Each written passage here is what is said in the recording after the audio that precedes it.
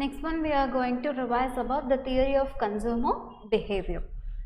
So our economic activities basic is human needs and wants. Human needs and wants are classified into three categories: basic, comfort and luxury. Basic means we can't survive without the particular items. For example, food, clothing and shelter.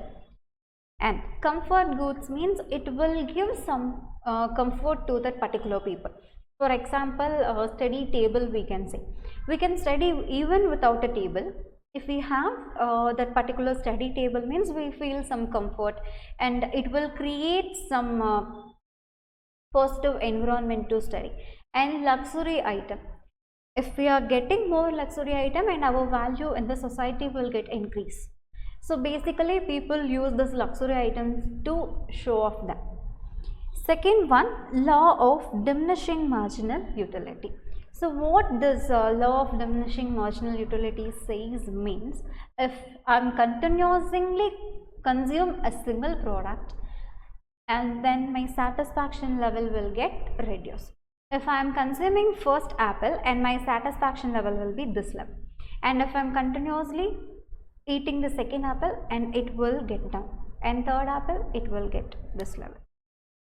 So and my curve will be comes like this, right?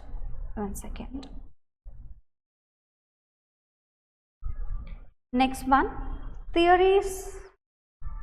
So in theories are categorized into two parts. First one is cardinal. So in a cardinal we have to number the alternatives. In an ordinal level, rather than numbering, we are go with the ranking. Next one, consumer surplus. Consumer surplus is nothing but it is a difference between the consumer's willingness to pay and actually paid. If I am willing to pay rupees 20,000 but actually I paid for the goods as 15,000, and here the surplus will be 5,000.